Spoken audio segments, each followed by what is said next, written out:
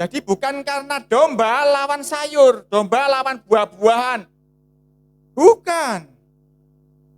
Bukan juga karena bukan sulung, bukan. Tetapi karena iman, Habil telah mempersembahkan kepada Tuhan korban yang lebih baik.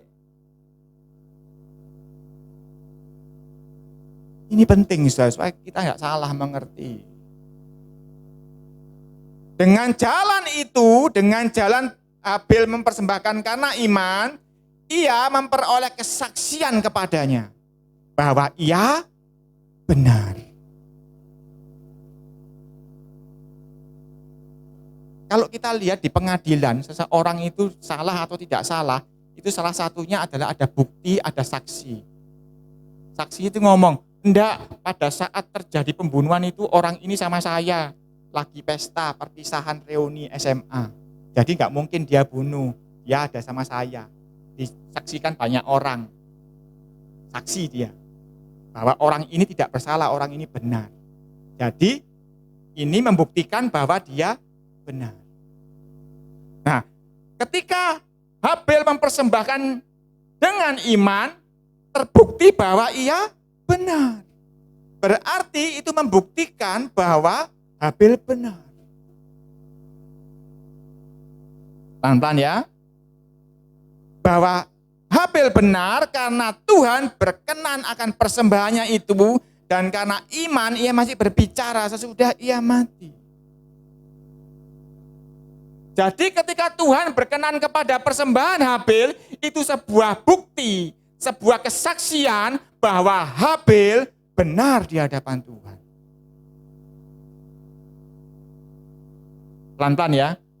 Ketika persembahan Habil diterima Tuhan, itu membuktikan bahwa Habil benar di hadapan Tuhan.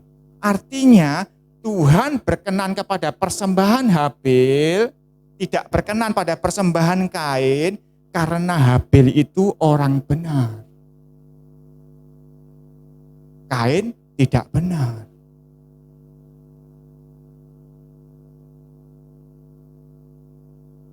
Ini penting, di hadapan Tuhan orang benar itu penting. Masih ingat ada ayat mengatakan doa orang benar besar kuasanya. Bukan doa yang benar loh, bukan loh ya. Ada orang gak bisa doa, tapi doanya penuh kuasa. Karena orang itu benar.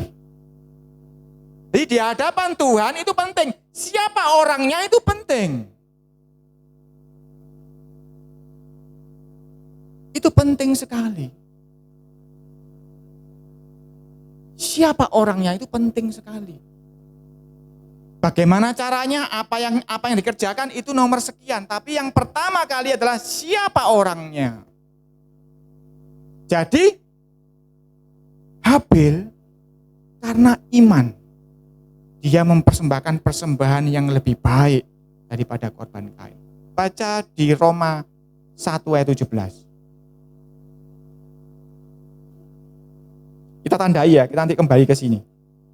Roma 1:17. Roma 1 ayat 17. Sebab di dalamnya nyata kebenaran Tuhan yang bertolak dari iman dan memimpin kepada iman, seperti ada tertulis, orang benar akan hidup oleh iman. Orang benar akan hidup oleh iman. Jadi kalau saya baca lagi kembali ke Ibrani 11 ayat 4. Karena iman. Karena Habil orang benar. Sama ya? Karena orang benar itu hidup karena iman. Karena iman Habil telah mempersembahkan kepada Tuhan korban yang lebih baik daripada korban Kain. Kalau saya masukkan ayat tadi Roma 11 ayat 17. Karena Habil orang benar, maka ia telah mempersembahkan kepada Tuhan korban yang lebih baik pada Tuhan. Lebih baik daripada korban Kain. Jadi ini harus kita pahami. Persembahan Habil diperkenan oleh Tuhan itu bukan karena kambing lawan sayur, bukan.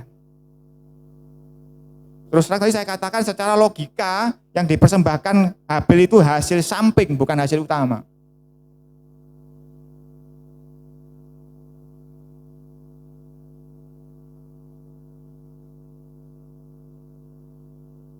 Saya kasih ilustrasi sedikit. Ada seorang wanita cantik duduk di depan mall, terus ada BMW berhenti, disuruh naik dia tidak mau. Ada lagi motor, dia naik. Loh kenapa kamu? Loh BMW tadi bukan pacarku, yang pacarku yang naik motor ini. Bukan masalah dijemput pakai apa, tapi siapa yang menjemput. Ya toh? Begitu pula Tuhan, ketika dia berhadapan dengan sebuah persembahan, dia akan melihat siapa yang sedang mempersembahkan ini. Orang benar, apakah tidak benar? Begitu pula ketika dia mendengarkan sebuah doa, dia akan melihat, ini doa orang benar, apa bukan doa orang benar?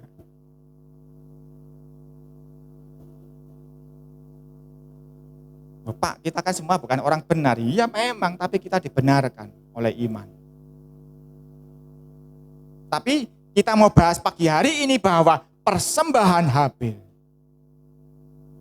diperkenan Tuhan. Karena Habil diperhitungkan Tuhan sebagai orang benar. Saudara kalau lihat, baca soal Nuh, persembahannya diperkenan Tuhan. Karena apa? Karena dari sekian manusia seisi dunia, hanya Nuh yang berkenan di hadapan Tuhan. Ketika Abraham mempersembahkan persembahan, Tuhan berkenan karena apa? Karena Abraham berkenan di hadapan Tuhan. Ketika Daud mempersembahkan korban, Tuhan berkenan karena apa? Karena Daud diperkenan Tuhan.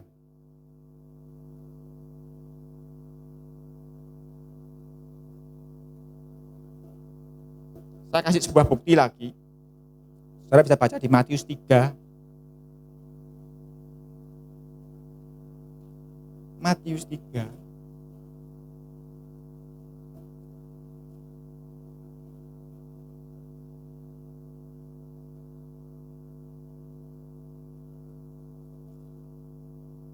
Ayat 17.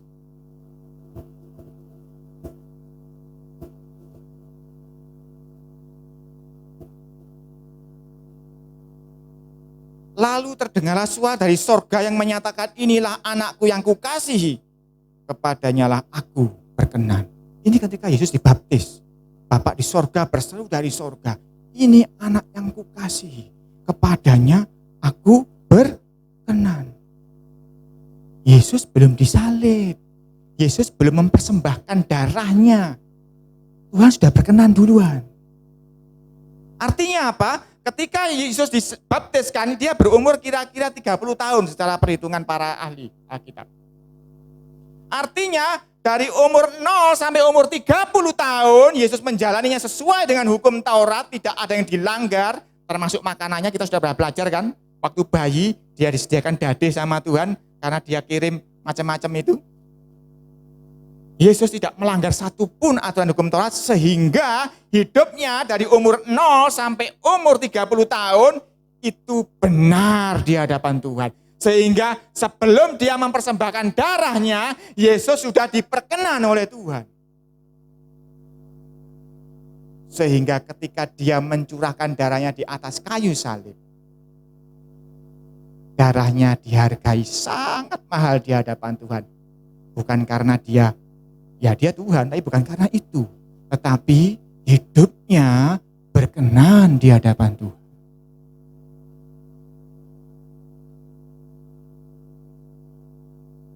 Satu bukti lagi, kita buka. Mazmur 37 ayat 16.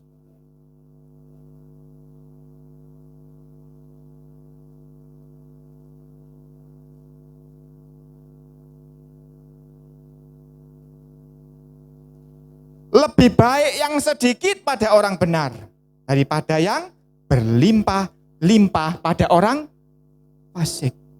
Ketika Yesus melihat seorang janda memberikan 2 keping nyari dipersembahkan, sedikit kan itu? Tetapi yang sedikit pada orang benar, itu dikatakan lebih baik daripada yang berlimpah-limpah pada orang fasik. Lebih baik lagi kalau berlimpah-limpah pada orang benar. Ya toh? Kayak khotbahin papi saya itu. Air putih aja tidak kehilangan pahalanya, apalagi kalau Sprite ya. Papi sering kali khotbah gitu ya. Asalkan yang mempersembahkan air putih itu, yang mempersembahkan Sprite itu orang benar.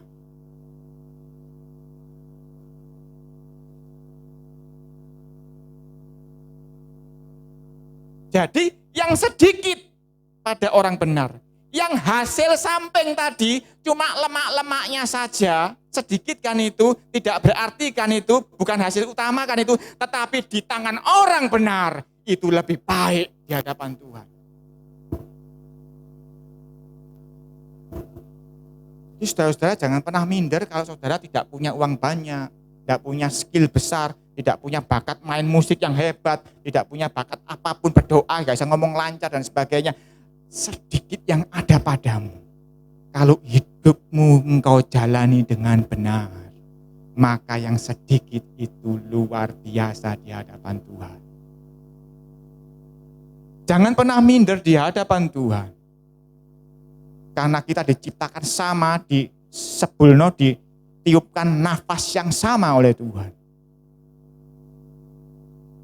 Jangan pernah minder apapun keadaanmu, apapun yang kau persembahkan, baik itu persembahan uang, persembahan pujian, persembahan waktu, persembahan doa, persembahan pelayanan, persembahan apapun juga, seberapapun kualitasnya yang maksimal bisa engkau berikan, yang paling penting hidupmu sehari-hari harus benar di hadapan Tuhan.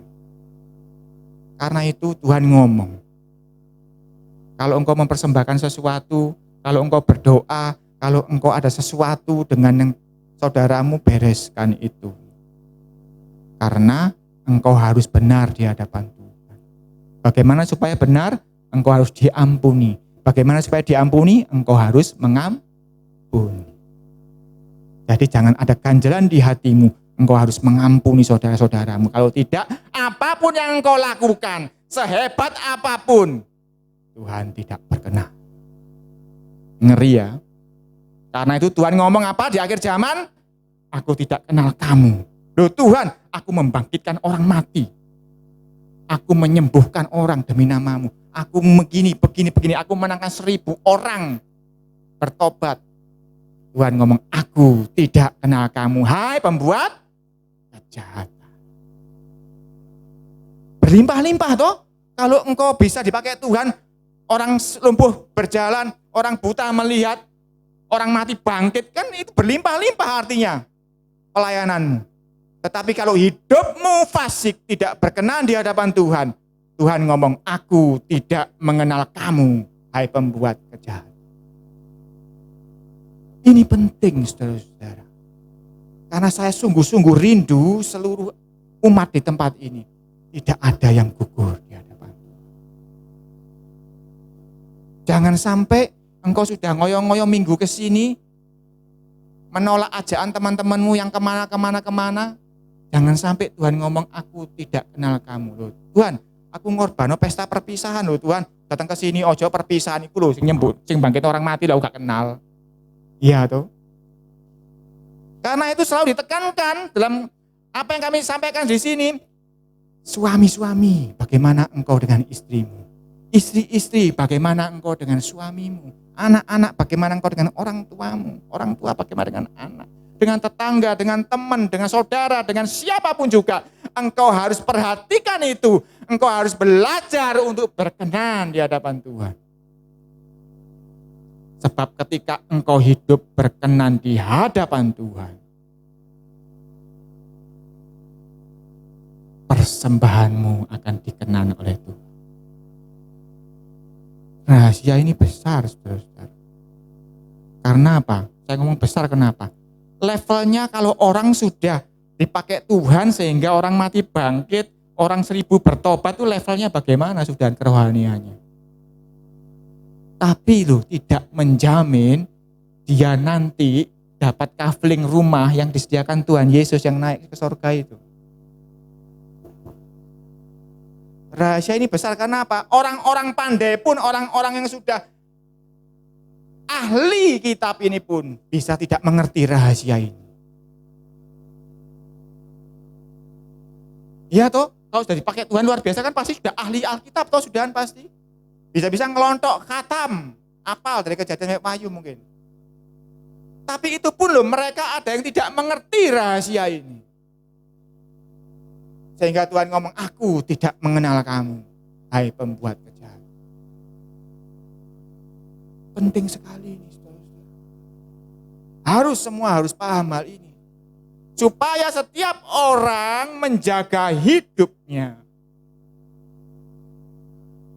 untuk berkenan di hadapan Tuhan.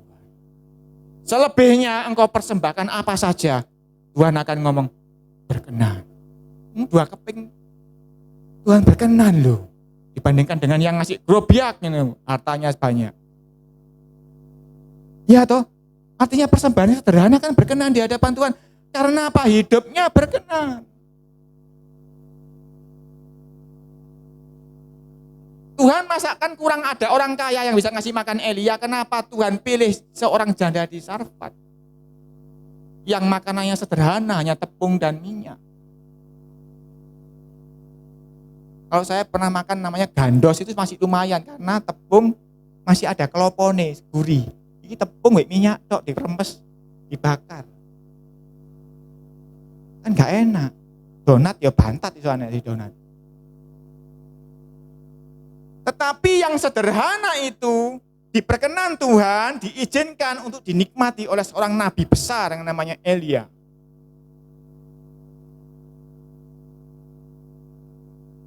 Luar biasa. Luar biasa itu. Jadi saudara-saudara, apapun kondisimu, keahlianmu, keadaanmu, keuanganmu apalagi, itu tidak terlalu penting di hadapan Tuhan ketika engkau mempersembahkan sesuatu di hadapannya. Ketika engkau datang mempersembahkan, Tuhan langsung scan. Cik yo, tak lihat ya, engkau sejak dari lahir sampai sekarang salah, jahat, nakal, beling, bertobat, diampuni, dibenarkan. Nakal, beling, bertobat. Terus dilihat sama Tuhan. Terakhir kemarin engkau bertobat, engkau baik, tak ampuni sudah. Sekarang mempersembahkan, oh aku berkenan dapat persembahan.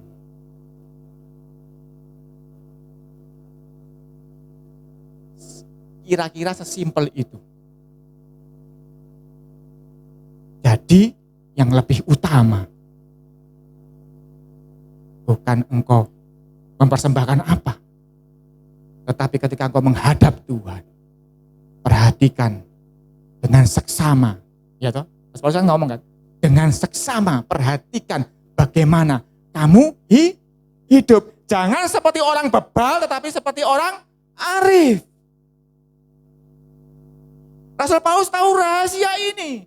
Yang penting adalah bagaimana engkau hidup, harus engkau perhatikan. Jangan seperti orang bebal, harus seperti orang arif. Karena kalau hidupmu seperti itu, engkau datang di hadapan Tuhan, engkau bawa apa saja untuk engkau persembahkan.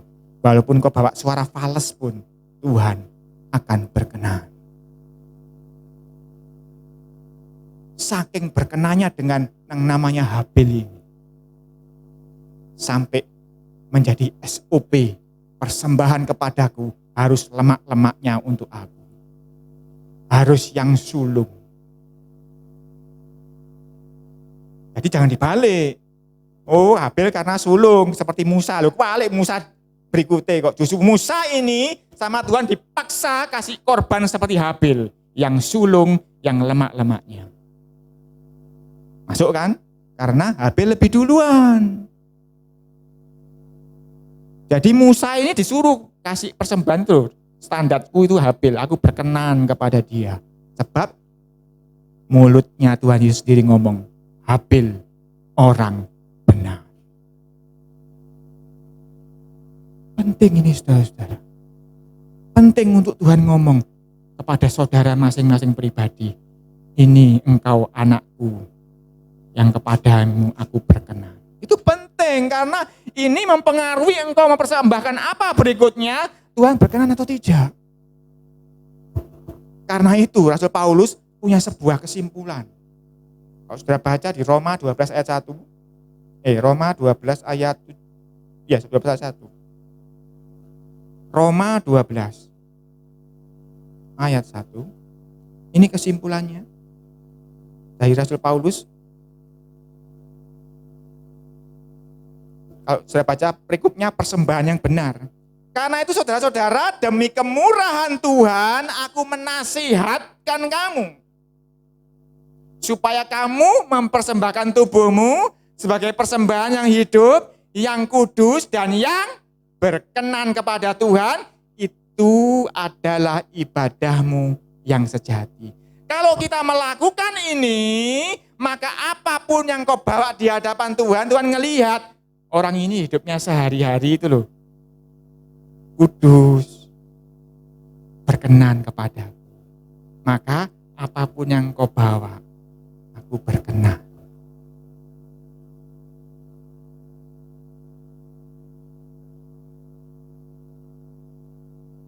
Contoh lagi tadi orang pacaran ya. Pacarnya baik sama dia. Ini kalau baik-baik hubungannya ya. Kalau ceweknya enggak matre ya. Dikasih kembang 10 sama kembang 1, dia akan milih yang 1. Karena apa? Ini loh yang baik sama aku. Yang cinta sama aku. Sehari-hari dia yang memperhatikan aku. Jadi yang dilihat tidak cuma melulu sebuah bunga, tapi sehari-hari loh dia baik sama aku. Jadi dia ngasih 1 bunga, ini yang tak pilih daripada 10 bunga.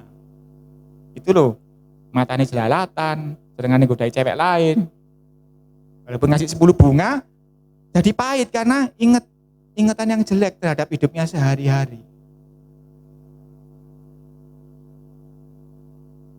Kayak orang tua, itu mbok kasih makanan sing enak kayak apa, nek engkau ngasih koyo mbek diuncalno, mbek disentak-sentak, ndak enak rasanya di mulutnya.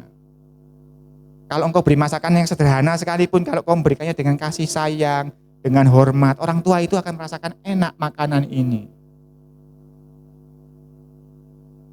Rahasianya sama seperti hati Bapak, sama.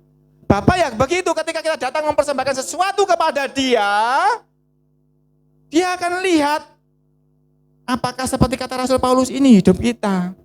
Apakah kita sudah menggunakan seluruh tubuh kita ini untuk hidup kudus di hadapan Tuhan, untuk berkenan kepada Dia.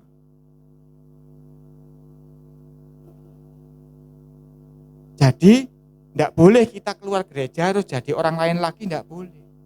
Setiap hari, setiap saat, setiap waktu kita harus hidup untuk Tuhan seperti yang dinasihatkan Rasul Paulus ini. Dipersembahkan tubuh kita ini seluruhnya sebagai persembahan yang hidup. Ini sebetulnya yang sudah dilakukan Habil walaupun tidak tertulis secara jelas di sana, tetapi sebetulnya ini yang dilakukan Habil di hadapan Tuhan. Dia hidup berkenan di hadapan Tuhan. Maka apapun yang dia bawa di hadapan Tuhan, Tuhan berkenan. Jadi saudara-saudara, kalau engkau nyanyi, bukan nomor 1 bagaimana engkau nyanyinya enak apa tidak, lagu apa yang engkau pilih, tetapi bagaimana engkau hidup. Kalau engkau mempersembahkan ke dalam kotak persembahan itu, bukan seberapa uangmu, bukan bagaimana caranya, mbek jingkluk, mbek dodok, mbek apa, tetapi bagaimana engkau hidup. Ketika engkau berdoa, syafaat untuk pelayanan, main musik, mimpin pujian, OHP, membersihkan tempat ini, berkhotbah di sini, bukan bagaimana kualitasnya itu bukan nomor 1, tapi bagaimana kita hidup sehari-hari. Itu penting, saudara-saudara. Karena di situ Tuhan akan berkenan. Ketika Samuel hendak mengurapi Raja Israel yang kedua, dia salah menilai. Dia lihat, oh ini gagah perkasa, ganteng, ini pantas jadi Raja Israel. Tuhan ngomong, enggak. Aku enggak ngelihat yang sekarang ini, yang di depan nyata. Aku ngelihat bagaimana dia hidup selama ini. Enggak, masih ada satu lagi yang hidupnya luar biasa. Hidupnya enggak dihitung orang, hanya mengembalakan 3-4 ekor kambing domba, tapi hidupnya luar biasa. Dari hari ke hari, dia hidup di hadapanku.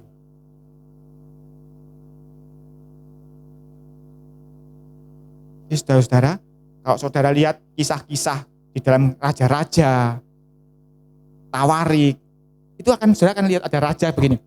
Raja ini hidup tidak bercela, hidup berkenan di hadapanku. Artinya apa? Di hadapan Tuhan itu setiap hari dinilai, saudara-saudara. Hidup kita setiap hari bangun melek ini itu sebuah persembahan, sudah. Karena itu saya sudah nasihati bolak-balik di sini. Ketika engkau melek mata, engkau haleluya, terima kasih Tuhan. Itu nomor 1. Karena itu adalah pembukaan persembahanmu. Engkau melek mata ini sudah persembahan hidupmu. Karena Rasul Paulus ngomong tadi apa? Persembahkan tubuhmu sebagai persembahan yang hidup. Ketika engkau melek mata, hidup lagi pagi-pagi itu sudah persembahan. Atur hidupmu yang baik di hadapan Tuhan karena engkau sedang berjalan melenggak-lenggok di atas catwalk-nya Tuhan. Engkau mulai bangun pagi itu sudah di Tuhan dilihat dan langsung. Oke, action, rekam para malaikat. Kita ada rekamannya semua. Mulai melek mata gini sudah ngerayangi Alkitab, ngerayangi HP, haleluya, pemesuh dhisik apa gimana? Itu sudah kameranya Tuhan action langsung dilihat sudah. Dan sudah dinilai. Karena itu saudara-saudara, persembahan, apapun bentuk persembahan itu bukan nomor 1. Karena itu, kita sudah sering kali bahas ini, kita baca Pengkhotbah pasal yang keempat.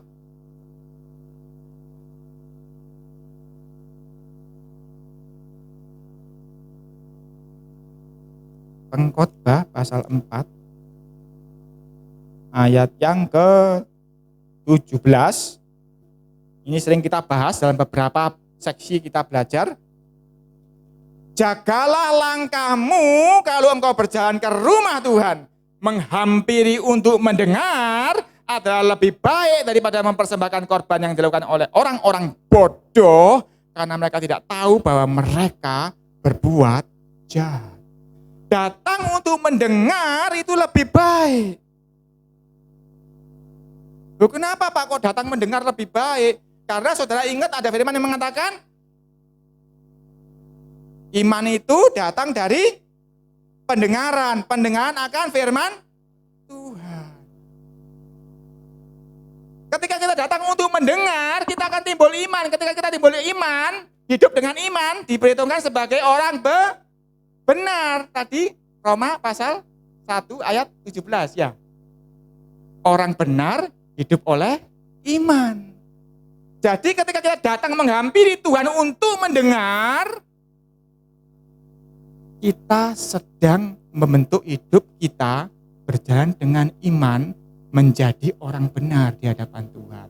Ketika kita datang untuk mendengar, otomatis apa yang engkau persembahkan waktu itu Tuhan berkenan. Tapi kalau engkau datang untuk mempersembahkan korban, maka Tuhan ngomong apa? Dilakukan oleh orang-orang bodoh. Banyak ini, apalagi yang namanya orang kaya, datang sudah bawa uang jutaan gini, wis kayak pemilik gereja sudah. Bisa ngatur-ngatur sudah di gereja. Banyak ini, saya kemarin ketemu dengan beberapa hamba Tuhan, ngomong iya, orang-orang kaya itu malah di gereja malah ngatur semua, diatur jamnya, diatur gayanya, diatur begini. Karena apa? Dia datang untuk mempersembahkan. Orang bodoh yang betul datang itu untuk mendengar. Mana hidup yang benar? Otomatis apa yang kau persembahkan Tuhan akan berkenan. Ini penting sekali saudara-saudara. Ketika engkau melangkah ke tempat ini, engkau harus datang untuk mendengar. Pujian penting Pak, penting, tetapi engkau datang harus untuk mendengar. Karena ketika engkau datang untuk mendengar, timbul iman, engkau hidup benar di hadapan Tuhan. Pujianmu berkenan di hadapan Tuhan. Kolektemu berkenan di hadapan Tuhan. Perpuluhanmu berkenan di hadapan Tuhan. Pelayananmu berkenan di hadapan Tuhan. Engkau datang harus untuk mendengar. Ini penting saudara. Ini nanti kapan akan saya lanjutkan lagi supaya kita penyembahan dan pujian kita benar di hadapan. Tapi ini dasar saya kasihkan dulu. Kalau saudara mengerti hal ini, saudara akan paham banyak hal yang tadinya bingung. Oh iya ya, ternyata gara-gara ini kenapa kok begini, kenapa begitu.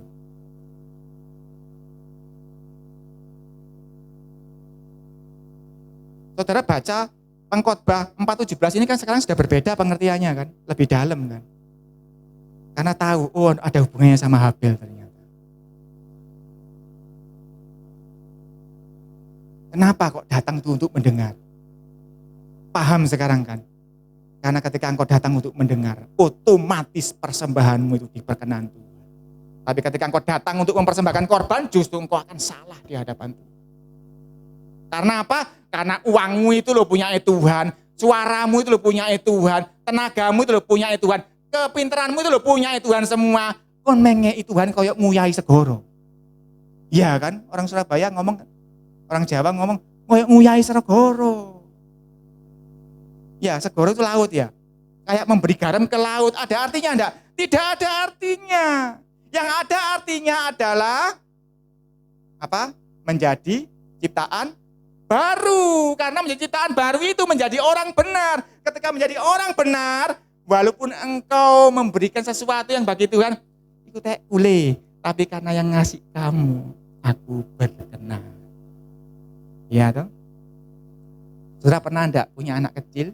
Dikasih kue, ma, inci pono, seneng ndak? Kue skondi, yo seko awakmu toh kue ini, iya toh. Mbok emplok-emplok dewi ya bisa toh. Tapi ketika diulurkan oleh tangan anak kecil dengan rela kepada orang tuanya, seneng ndak? Seneng toh.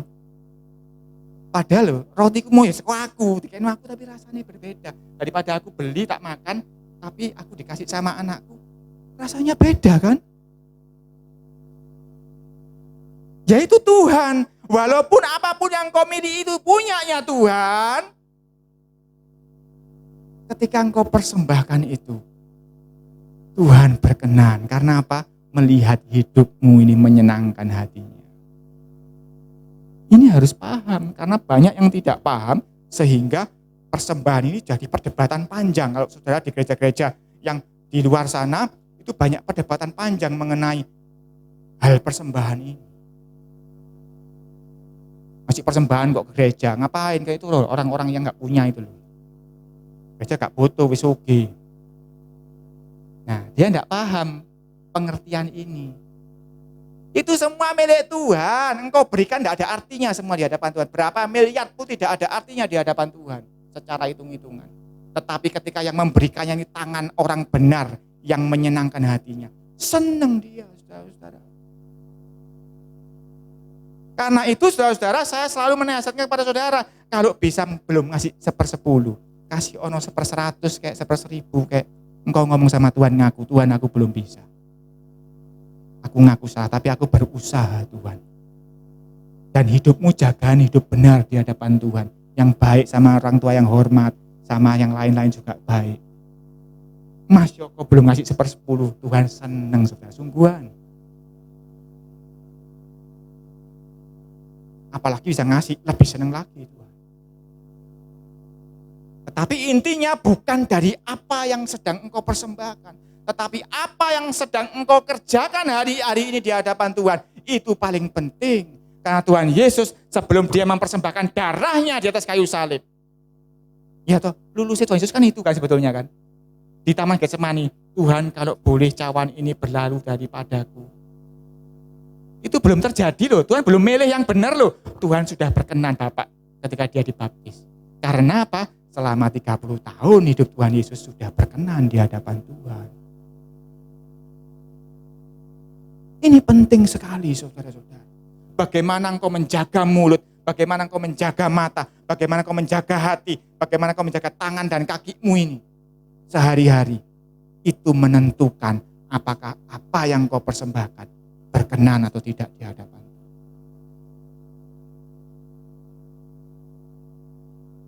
Hari ini kita renungkan hal ini baik-baik.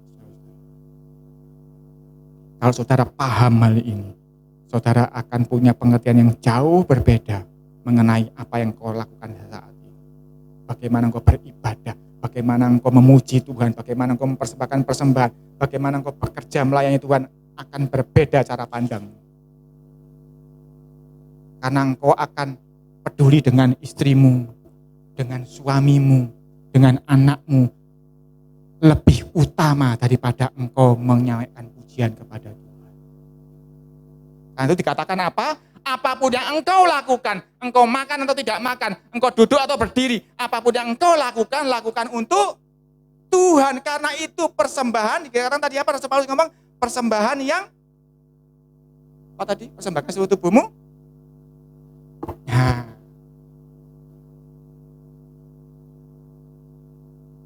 jadi bagaimana engkau hidup sehari-hari? Itu yang nomor satu harus engkau perhatikan.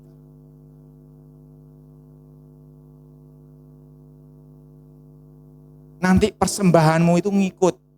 Tuhan akan berkenan pada persembahan. Berkenan terhadap pelayananmu, berkenan terhadap pujianmu, berkenan terhadap apapun. Apapun.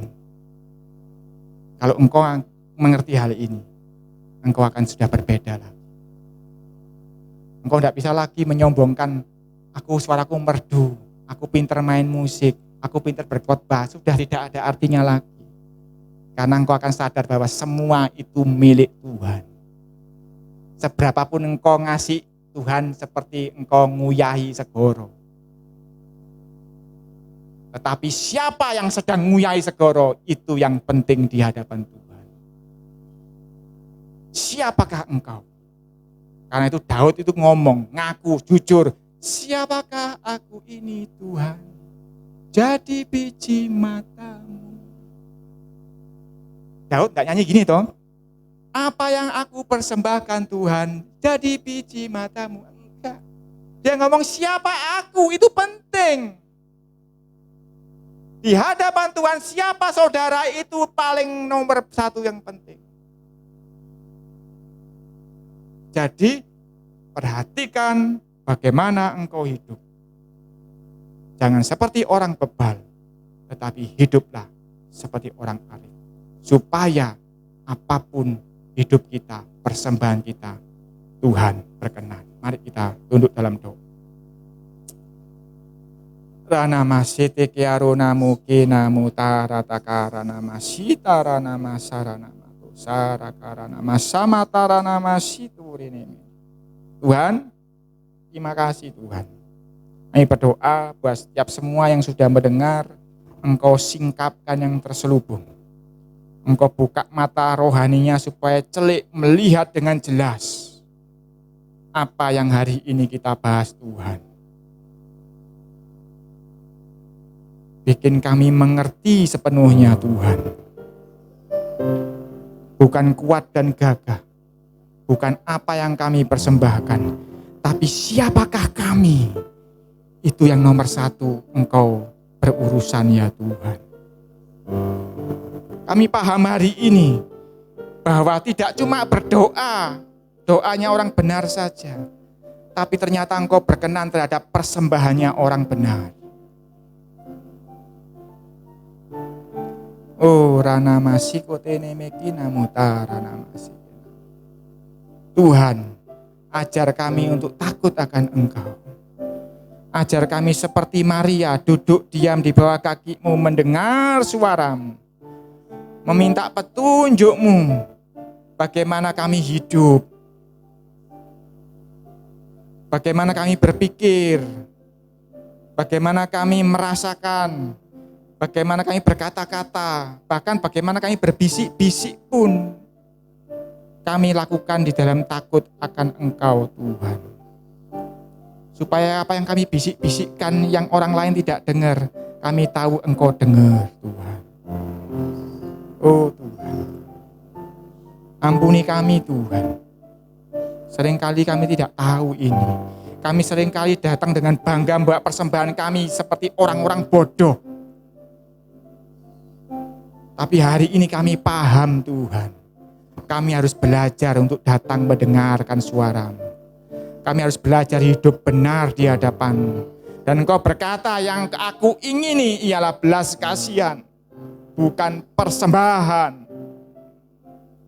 Jelas sekali Tuhan, Engkau inginkan persembahan, inginkan belas kasihan itu lebih daripada persembahan. Penuhi kami dengan kasih-Mu Tuhan. Lembutkan hati kami Tuhan, supaya dipenuhi kasih-Mu. Supaya kami bertutur kata, berpikir, bertindak, melakukan apapun Tuhan yang kami kerjakan. Dengan hati dipenuhi dengan kasih-Mu Tuhan. Sebab Engkau berkenan kepada belas kasihan daripada persembahan. Engkau berkenan kepada telinga yang mendengar daripada persembahan. Engkau berkenan kepada orang-orang yang berjalan hidup benar di hadapan-Mu, Tuhan. Berikan kami kuasa untuk menjadi pelaku firman-Mu ini, Tuhan. Buat kami mengerti, Tuhan, supaya setiap hari dari mulai bangun pagi sampai kami tidur lagi, kami tetap menjaga hidup kami berkenan di hadapan-Mu, Tuhan. Kalau ada salah-salah dari kami sebagai manusia, kami mohon ampun, Tuhan. Kuduskan kami, benarkan kami, Tuhan. Sebab kami ini seperti gombal, sebentar bersih, sebentar kotor. Tetapi Engkau, Tuhan, yang sabar sekali. Kami naikkan syukur atas kesabaran-Mu ini, Tuhan. Sehingga Engkau tidak memadamkan sumbu yang sudah hampir padam. Sehingga Engkau tidak mematahkan, Tuhan, buluh yang terkulai. Tetapi Engkau akan terus mengusahakannya, membuat indah pada waktunya, Tuhan. Kami ini anak-anak-Mu, Tuhan, bersimpu di bawah kaki-Mu, Tuhan. Mohon ampun, mohon pengertian-Mu, Tuhan. Mohon kemurahan-Mu, Tuhan. Izinkan kami hidup di hadapan-Mu dengan tidak bercela, Tuhan. Izinkan kami hidup dalam takut akan Engkau, Tuhan. Berikan hati yang baru, telinga seorang murid, mata yang memandang janji-janji-Mu, mata yang melihat rancangan-rancangan-Mu, Tuhan. Kaki yang melangkah sesuai dengan apa yang Kau rancangkan, ya Tuhan. Paksakan rancangan-Mu jadi atas kami, Tuhan. Sebab kami rindu kalau bertemu Engkau di awan-awan yang permai. Kami rindu untuk mendiami rumah-rumah yang sedang Engkau siapkan saat ini, Tuhan. Kami rindu nama kami dipanggil. Dan ketika nama kami dipanggil, kami ada di hadapan-Mu, Tuhan. Terima kasih, Tuhan. Semua anak-anak-Mu ini, Tuhan, boleh belajar mendengar hari ini. Boleh belajar hidup benar di hadapan-Mu. Biarlah Engkau, Tuhan, membuat kami mampu menjalaninya. Di dalam nama Yesus, kami alaskan doa syukur kami. Haleluya. Amin.